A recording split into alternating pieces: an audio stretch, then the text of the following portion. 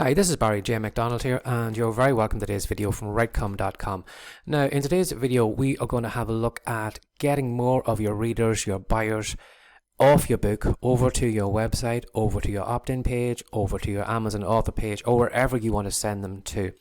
Now, as you're probably well aware, when somebody buys a paperback book, you may have your domain name in it, you may have the follow-up details of the next follow-up book or something like that.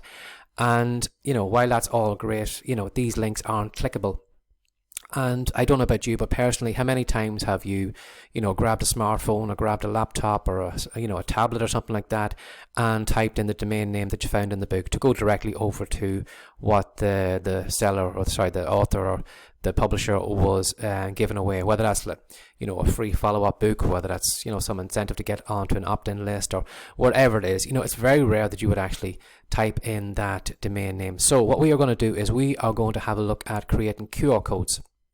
And these simply QR codes can be scanned by somebody on a smartphone, and what happens is they can go directly from the book straight over to wherever you want to send them to. So if you had maybe a free giveaway at the back of your book, a short story or a colouring book or a puzzle book or whatever, they simply just scan the QR code and they can go directly over to your website and they can pick it up there, or they can fill in their details in the opt-in form, or you can show them your Amazon author page so you can show them the rest of the collection of books that you have so they can possibly buy those in future.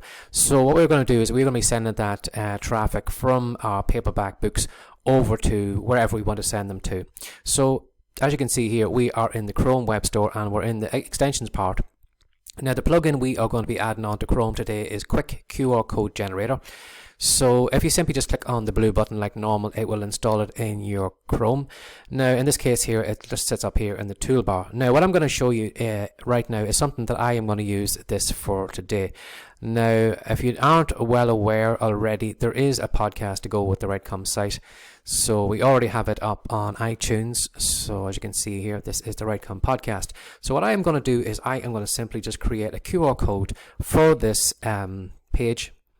So if I had maybe this page in maybe one of my paperback books, or maybe I have it on my website or whatever, what I can do is somebody can simply just scan on the QR code and it'll direct them straight over to this page, and then they can either listen to it on the page here or they can subscribe on iTunes. So what I'm going to do is I'm going to create the QR code. So simply all you have to do is simply click on your little button up here for the QR code generator, and then you'll see here that it will generate a QR code.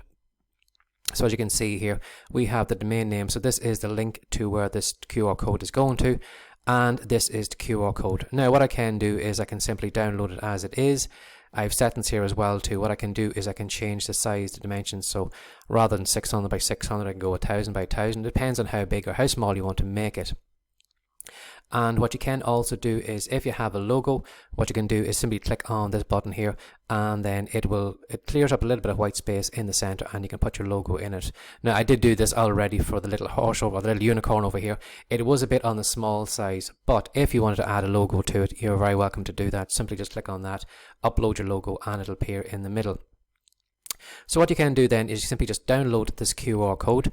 And again, what I would recommend doing if you are going to be creating a lot of QR codes, I'd highly recommend renaming them specifically for what the page is. So in this case here, I would go with QR code Writecom iTunes page or something like that, so I'd know exactly where this QR code was directing people to. So again, not only can you use these for your opt-in pages, for example, maybe if you were an affiliate of some particular product and you were advertising that affiliate product at the back of your paperback book, there's no reason why you can't go over to the Amazon store, find the exact product that would, go well with your book or some other product that the buyer might be interested in, and simply just create a QR code over on the Amazon site, and you can have that then. So simply people can just scan this QR code, go directly over to the Amazon store, and you can make affiliate, commissions if they buy that product. So don't just simply think of it as, your own website. You can use this on any web page at all on the internet. But as you see here, I have the QR code. Now what I'm going to do today is I am going to use it to promote the Writecom podcast. Now, what I've done here is I already have a template that I use every day for creating my social media images. and I'm simply just going to rework it today. I've already got it done here, so I just have to wait for it to load up here, and then you'll be able to see what it looks like. So what I'm going to do is I am simply going to take this image and I'm going to put it on social media. So if somebody sees it on Twitter and they've got a, maybe if they're scrolling through Twitter on their laptop, if they've got a smartphone, they can scan this QR code. It'll take them directly over to the iTunes page, and then if they want to listen to the podcast episodes, they can over there. Or what I can do, again, I can put this image on my website. I can put it basically anywhere I want. So as I did, I simply just downloaded this QR code, and I just simply dressed it up with a pair of headphones with my little unicorn character beside it, and just basically this. So what you could do is, if you maybe had a podcast, you could have a title maybe of your podcast episode, and you could link directly to that episode.